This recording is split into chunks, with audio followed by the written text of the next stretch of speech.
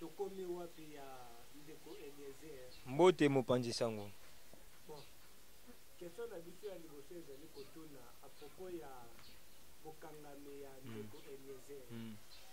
tolingi toyeba na ndenge bobengisi biso awa bakangeli ye mpona likambo nini oyo ye asali mpona kaka kopanza sango na ye ndenge apanzaka to mpona nini tolingi toyoka bino. Ok, merci pour na motuna na yo. Puisque problème ya ndeko Eliezer epesi biso penda pasi mingi na motema. Par rapport ya réalité ezoleka na mboka na biso eza mwa pasi mingi penza. Nameka ko recapituler muke histoire muke ya ndeko gouverneur akangisi ndeko Eliezer. Puisque ye peta ngazwaka diamant na une époque ya Kabila le père. Kabila le gouverneur Ngoïka Sanji. Ye tangu azwaka diamant na une époque ya Kabila le père. Kabila le père pe a confisqué ka diamant. Kaka ba presse oyo ba journaliste oyo lelo bango bazo dénicher lelo bazo sakana bango bato baleka na ba TV basala de façon tout que monsieur Kabila azongisela diamant. Et lelo nde balobaka ete libange zwi chaku yo ndeke koseka te lelo pe komi même ka pona ye. Siko ye lokola monika za mokonzi et que régime na biso ya lelo et que régime na biso ya lelo eza esusu malamu te. Puis ce régime na biso ya lelo po ba pesa yo valeur po ba honorer yo poza la mutu munene poza la mutu oza au-dessus faut zaka na kati ya majorité faut zaka na kati ya pouvoir lokola moni dossier na pouvoir ba bato bazokamba biso ti ba kozala mokonzi numéro 1 ye moko le chef de l'état na ba kambine nyonso to baza aux alentours na ye bazokonza biso na gouvernement ba membre du gouvernement. Oui, na quartier na ozo se faire appartenir na PPRD oza allié oza no pe membre ya PPRD. Mais si vous avez soit dans la partie politique non beaucoup za la allié à PPRD pe ozo faire partie na kati ya gouvernement ndesiko passe mingi eza pona biso bandeko Eliezer pona ndeko Eliezer par rapport ya ndenge tozolana na kati ya information pour il faut to détailler tout et pour to longola o eza salité kati na makambo ndeko Eliezer par rapport makambo nyonso to tozolanda na ba TV ainsi de suite lobi une émission kuti ya CCTV ya kiosque ou ya Serge Kabongo balanda Serge Kabongo ayambaki Jean-Marie Kassandio aza président ya INPC ou eza chargé na makambo ba journaliste ayambaki pe ndeko mopanzi sango mususu na kombo ya Claude Diakese et aujourd'hui ba propos ya Jean-Marie Kassandio azo toujours soutenir majorité ou pouvoir bato bazo konza biso dans l'instant ba propos na ezaki penda tenir malamu mingi te azo parler sur le chantage. Bon, ce qui est chantage, vous pouvez savoir ba preuve aux autres c'est que ndeko Eliezer mopanzi sango alekaki par ba voies illégales, alekaki na procédure normale te. Ba so pe sabiso penza ba preuve te. Et le gouverneur ya Kasai lokola monika za mokonzi munene na kati ya mboka akangisi ndeko Eliezer par les voies aussi illégales. Tandis que na mobeko eza bongo te procédure okangisa bato wana ezaka bongo te. Akangisi koto puisque ndeko Eliezer azaki na kati ya prison mais chose étonnante toyeki que Jean-Marie Kassandio akendaki kuna basololi na ye gouverneur a retiré plainte son ami to senga ba procédure ya kolanda de façon que ba bimisa ndeko Eliezer soki ba kokangisa ye il faut que non ba samba ba pesi convocation et l'équipe na INPC ba traiter pe dossier so sengi ndeko Eliezer samba sambi soka za raison to pesi raison soka za na fausse ba kangi selon la loi mais to ça na ba sentiment te bakangaki na Mbujima ite bakangaki pe na ndako na ite il était toujours des passages nezalaka bu ba kidnapper. Bon tolingi toyoka papa Winoki Mboyo Tangala à propos ya moi commentaire muke o koiko zala na moko na bokangami kaka ya ndeko Eliezer omoni eza mwa pasi na mboka oyo makambo nyonso tolobaka ezalaka mabe oloba malamu oloba mabe to ezalaka mabe na gouvernement oyo omoni ndeko Eliezer akangami mpona mosala na ye akangami te mpona oyo soki alobaki mabe oyo nde Jean-Marie Kasamba azoyo ba chantage eza bongo te akangami mpona mosala na ye mais aza journaliste mosani ya kopanza sango alobi vérité te yatekaka diamant te ezaki mutu abande koteka diamant mutu wana esali ke non azwi diamant na ye aye mpo ateka yango. Nani akangi yango soki nani oyo nani gouverneur na biso nani Ngoyi Kasanji a confisqué yango. Est-ce que vraiment ye ntango baconfiskaka ye ya Mbuji-Mayi aza gouverneur ya Mbuji-Mayi ye ntango baconfiskaka ye ntango baconfiskaka ye diamant na ye epai ya Kabila le père esalaka ye ndenge nini kaka bato azominimize lelo mpo akomi gouverneur bango aka babundelaka ye ti bango aka bakomaka ti balobaka mpo na ye ti. Pourquoi est-ce que ye lelo akomi gouverneur akomi kolinga konyonga to komona bato wana pamba mpo lelo akomi mutu? Non, vraiment tozokende na niveau moko mabe makasi vraiment. Esa akufi kala esa bomisi kala bapreuve tangible ezali bapreuve tangible ezali donc bapreuve ezali oyo ke non tokoki kolakisa bino ke te bapreuve ezali.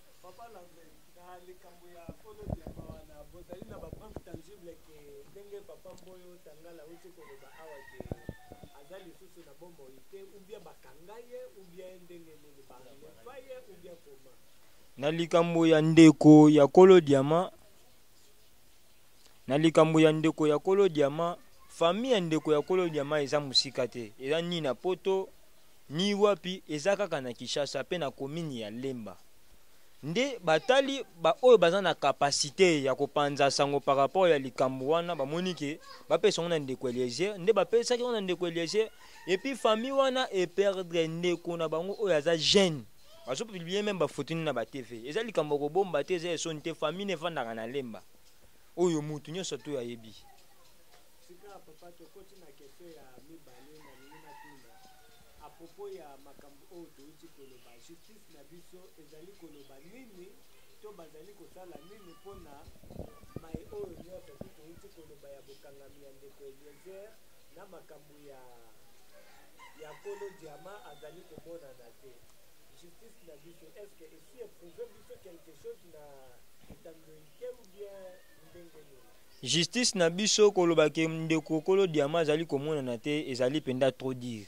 Puisque photo za clair, Kolo Diamant ici akufa. Mais lokola Kolo Diamant azalaka ye moko tazalaki na bandeko. Nde bandeko na yo wana bazolandela dossier na yo wana à la loupe de façon que ba héritage ya ndeko na bango asalaki musala. Puisque na domaine ya kotumola pona koluka ba pierre précieux wana eza likambo moko ya masekite. Il a travaillé durement et Nzambe asungi yende yo kozwa libanga wana. Famille na za vivant ya kola endelela libanga to mbongo ya ndeko na bango asalaki musala. Mais ndeko na bango wana na mincho nde tozolo baboye azate. Par rapport ya justice na biso tozana bazuzi oyo baza mieux placé wana bazokamba biso na makambo ya esambiselo. Mais esambiselo biso ya mboka oyo eza penza malamu te. Puisque ba oyo nyonso tout baza ko travailler na kati esambiselo wana baza bato oyo baza corrompu baza bato baza sous dominance ya mutu moko songolo yango mona justice mboka na biso moeza malamu ezate lelo bazokangaka bato bazosala musala mabete lelo bazokosa bato oyo kutu makambo baza na posa ko dénoncer ya koloba vérité. Donc pona bango posa la mutu malamu il faut ko appartenir na kati ya pouvoir.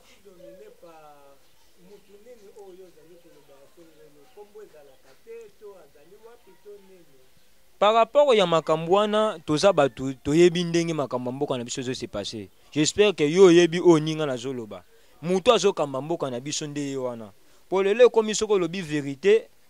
et yo kami partout par-ci par-là lelo ba yo kanga biso. Toza na ba support makasi te, mais l'essentiel c'est que très important nde tozo se faire comprendre. Mutu na mutu azo se positionner zo yeba tozo lobela mutu songolo pe tozo lobela nini. Tozo sa ba déclaration kitoko de façon que clarité na makambo na biso emonanaka. Donc notre problème est ngwana. Tous on a ba dossier te ya koluka ko kende par-ci par-là ko toucher ba point commun ya bato.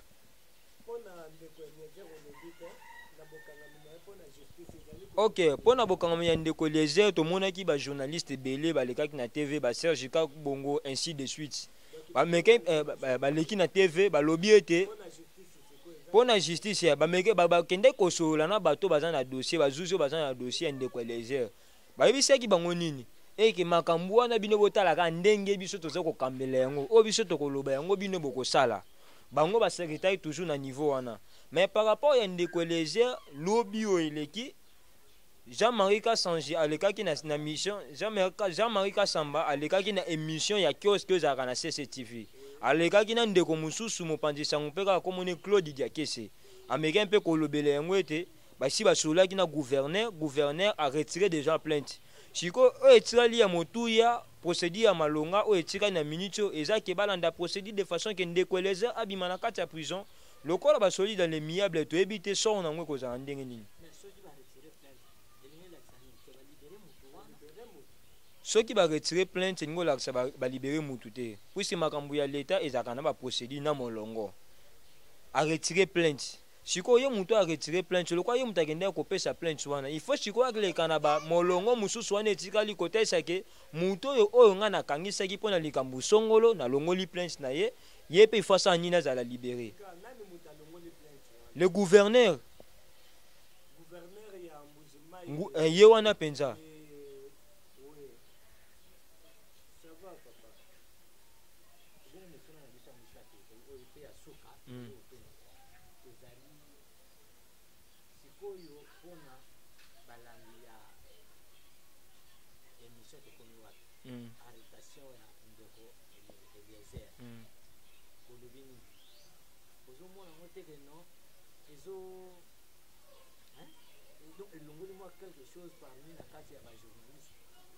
oui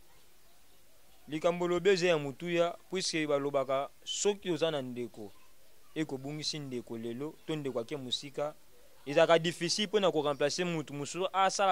répondre na bakritère ya ndeko wana azalaki no pembeni bien que mutu mususu akoki koya na asala mosala eke ezokorrespondre mais ezaka mpasi mpo akopie mutu wana ndeko Eliezer aza pio ya makasi na bandeko na biso bajournaliste oui bakangi ye mais toperdre ye te puisque les batailles continuent la vie continue bazobunda de façon ke balibere ndeko Eliezer mais ozosala biso mpasi bandeko ya biso baoyo tolandaka émission tokomi ya pia ndeko Eliezer oyo apesaka biso bainfo apesaka biso banews bameka mpe kokundola kodenonse bamabe nyonso to bandeko na biso ya bato mbongo bazosala na bao bazosala bacoopération ya kolandisama na gouvernement tozoregrete mingi mais toyebi na vent oyo eye puisque mapa mpe meka koya na bavent oyo mapa ekomi 300 ministre économie 400 300 ministre économie akeya alobela yango boye mapa elingi kokita te mais bajournaliste basengi mosala na bango lelo tomoni lipe ekiti 200 c'est une bonne chose elo pression oyo basalaka mpona lipa oui wana okosi te mboka na biso eza mboka buzoba batiki yango na monene yango te badiminue volume mais ce qui est très important bazongiseli biso na to ya 200 oyo biso toyebaki kala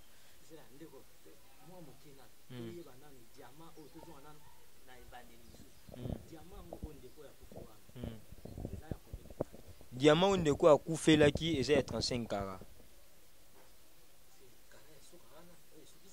bon eza kara oyo esukisi te puisque makambo akoluka eza makambo ya chance mpe ya nzambe nzambe akosa mpe favori ozwi mpe diamant mpe ya koleka 35 kara mais par rapport ya diamant oyo ndeko na biso azwaki diamant 35 kara wana eza diamant moko ya monene makasi eza badiamant oyo un individu soki otekango na lokoso te aza na mesure ya kosomba yango te eza badiamant oyo ifo kotia na musée bandeko bakokende kovisite mbongo ezokota mais tandis que mboka na biso bamagui eza trop lokoso eza trop bazwi bateki yango na ndenge ya sese na bambongo moko ya moke de façon ke batia bambongo na bapoche puisque mbongo wana ezokota na libenga ya leta te ekotaka na bapoche na bango kolanda mwa moke mpe bapropos ya ndeko ya ancien ministre na biso Muzitu eka etalisa biso ete na poche ya leta mbongo ezalaka te babidjo toyokaka ya ba 4 milliards ba 7 milliards ba 8 milliards ezalaka kaka lisolo mbongo eza te eza mema mpe na makambo ezoleka kati na bango wi oteki mbongo kasi ntango ata na poche ya leta balandi ya baprocédure ozwi mbongo boci na bapoche na bino ojuste biso toye mpo totala bino to mboko eza ya bino to ndenge nini comment se fait mboko eza environ de 70 millions d'habitants mais une petite partie ya ba 1000 personnes balobaka ke Congo eza bien le reste là siko bazobikila wana biso tozala wapi Congo eza bien, Congo eza bien, Congo eza bien, 1000 personnes, 1000 personnes, les grands thèses, n'importe quoi, les gens disent que Congo eza bien, tandis que Congo eza na environ 70 millions d'habitants. So biso oto tikala ba petit peuple, to bika comment? Congo comment na ngoka pona momboka moi bata muke mo bwe.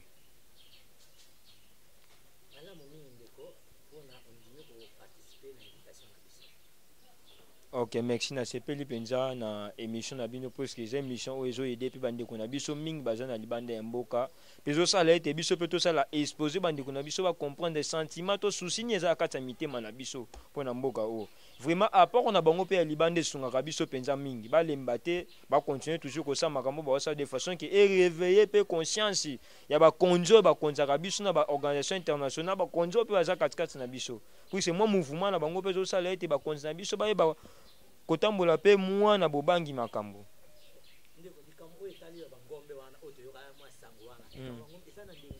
likambo bangombe wana ndeko na ngai nakosa ote mopanzi sango eza un peu vaste eza mwa monene mingi puisque muta liboso asalaki décence na makambo bangombe wana ezali ex ministre na biso Adolphe Muzitu ameki mpe kolobela likambo bangombe bangombe wana balungu ekota basudan kuna basali batraversa minene bayeti kotoyo baye na makolo baye na batu na bango bato bazotambwisa bango na baza batu normal mais ce sont des féticheurs puisque comment se fait si mutu normal azolobela banyama bazoyoka soka beti siffle atie boye piu banyama bake boye soka kiti si loboko banyama bafandi donc façon tozomona ya banyama wana baza banyama bazomona ya bomoto boye mais manière bazotraite na bango eza mpenza kitoko mingi te oui éducation na banyama pe ezali mais la manière dont siko oyo azosele eza bondoki c'est du fétichisme mais comment se fait un chef coutumier oyo ndeko wana koyaki na kati ya mabele wana azokokamwa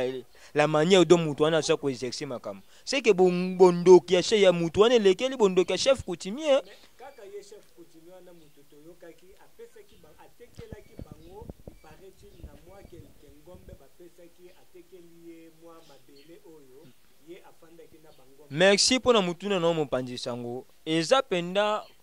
chef coutumier azali chef institution ya mboko te chef coutumier azali mokonzi oui aza mokonzi par rapport ya territoire na mais aza pena ba chef baza likolo na ye iza na ba konzo déjà bayaka kuna o to boyi kotanga ba kombo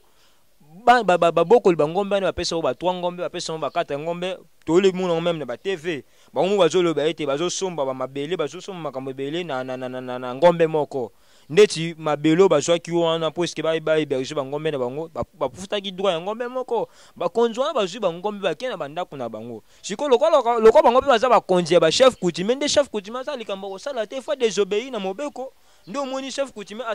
se soumettre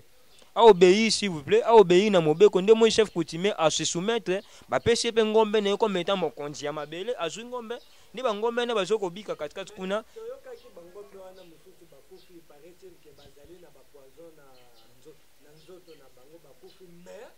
batindi basoda na biso kuna basoda bakei mpona kosala mwa sécurité kuna mais bango kaka basoda wana bale bangombe bamisusu bakati bangombe baye bateki bangombe tikino ekatisaki na mai ndombe awa na Kinshasa. Bon mpona na yango gouvernement na biso alobaki nini mpona makambo wana bon eloko ya liboso foyeba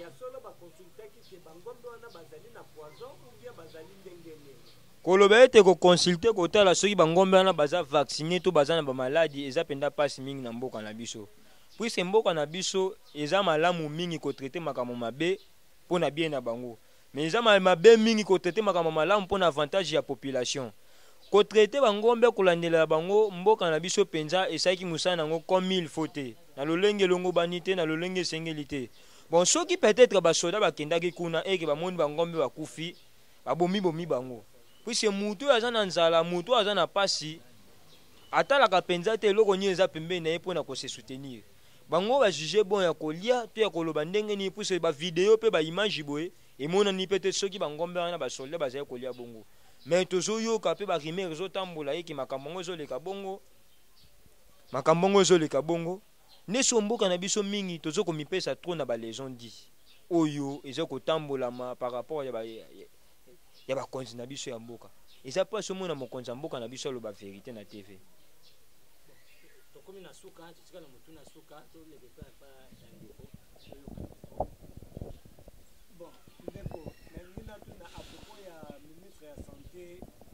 John Numbi. Ye alobaki nini mpona makambo Oui, eza makambo ya John Numbi. Oui, eza makambo tali ministre de défense et tali pe John Numbi pour na aza ministre de santé, mais na mboka na biso elobi ndeko na nga Landry, na mboka na biso soutenaka keloka mabe. Eloka malamu to soutenaka yango te. Bangombe wana place euteli toyebi yango te. Place pe bazolinga o bits.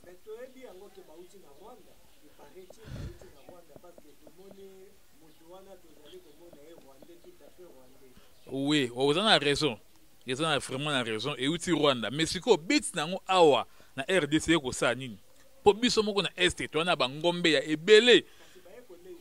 Ba ko sa biso koma do Congo ndenge eza to koma biso ka poubelle. Do Rwanda le sa biso, Brazzaville le sa biso, Angola le sa biso. Bo ko mukoni biso to ko le sa bamboka wana mukoni. Donc kaka bango ba le sa ka biso. Mais c'est pas normal, c'est pas juste aussi. Ils a bien été,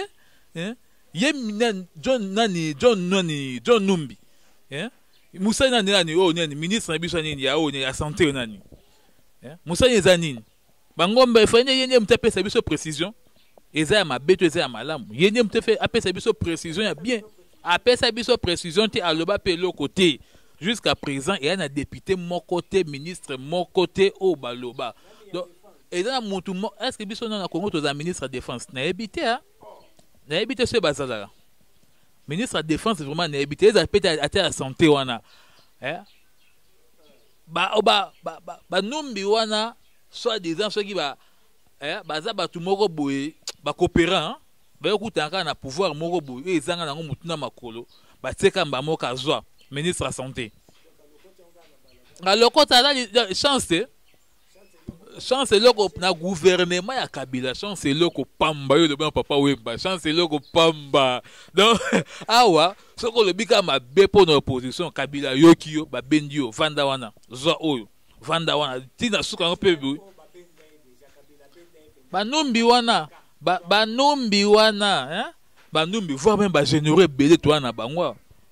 ba généreux belé o toi na bangwa ba batu moko ba benda bango obenda. Le banabis est important, c'est vraiment té, mais il faut le bélango. Basé belé oyo ba benda bango o azaka ne soleto yebie comme excellent. Ba bendi. Mais na pesi ka ba mbote na ngai po na moi bo salinga da sini mission comme na suka. Na pesi mbote na nga mingi na ndeko Eliezer. Na pesi vraiment mbote place azali. Nzamba osunga. Nzamba osunga vraiment na pesi pe na ndeko na biso John Moussa. Mbote belé dans les grands musulmans. La pesi ndeko na biso liso nzambe mbote belé na ndeko na ngao a participer ki na ngai ba futur politicien à Congo biso ba futur politicien à Congo to ya malé mpe pasika Kabila okende. Merci mingi. Merci balandi ya RHT Media papa Edo mama GH merci tokomi na suka balandi ya RHT Media tokutani na numéro ya sika ya merci venanga japonais mbote trop. Bon liloba na suka nange ezali eza pasi mingi pe ma po tokomi kobanga ekomi kobanga sanga fois même ndenge to telemi boye na yo nga pe nazobanga pona nini lobi pe ko ndenge eza ndeko Eliezer lobi pe ko kokoma ya yo peut-être ndeko Eliezer aza muto yo ayebani na makambo oyo balandeleli boye bongo ba oyo pe aza ba journaliste to ba pandisango oyo peut-être baza ba support makasi te so na bango lobi ekozala ndenge nini tozobanga penza makasi puisque vaut mieux kutu bandeko na biso ba journaliste batika musala to bakuba musala bango oyo po ekomi kobangisa biso même biso ba oto zoloba soki yo kutu muto ozopanza sango oyo za mikanda no bakangi bongo biso oyo peut-être osa ba commentaire par rapport à musala biso so na biso za ndeni donc tozobanga penza makambo mingi ezosala biso pasi donc ya koloba yango wana ya kolobeza nango mais tozoko se maîtriser toujours ezobangisa biso pe tokomi kobanga même bino bo ozoleka na ba TV pona kopanza sango bo ozoleka ba sango na ba lolenge nyonso tout donc nzambe penda sunga bino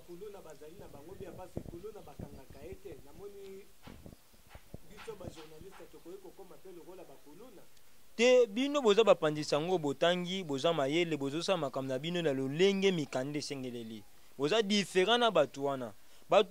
lelo bakomi privilégié pe soutenir kokoma kuluna c'est trop dur mais kosala musala siko na lolenge sengeli na ko forcer de façon que bango pe ba pesa bino ba droit na bino ba pandisango puis c'est mboko yo eza pas pour muto so ba droit na komi ndenge sengeli na ndenge longo bani mais bon continuer musala na bino vraiment bon courage bon travail makambu na nzela na bino pe ebele faut changer puisque bino bozo jouer rôle moko très important na kati ya mboko. Ils ont permettre bandeko bazana kati kuna bayeba makambu ezoleka na mboka de façon que bon place à la page. Vraiment merci pour na émission oyo yo mopandisa ngo zo sa makambu kitoko pour na biso de façon que bandeko pe libanda bayoka biso.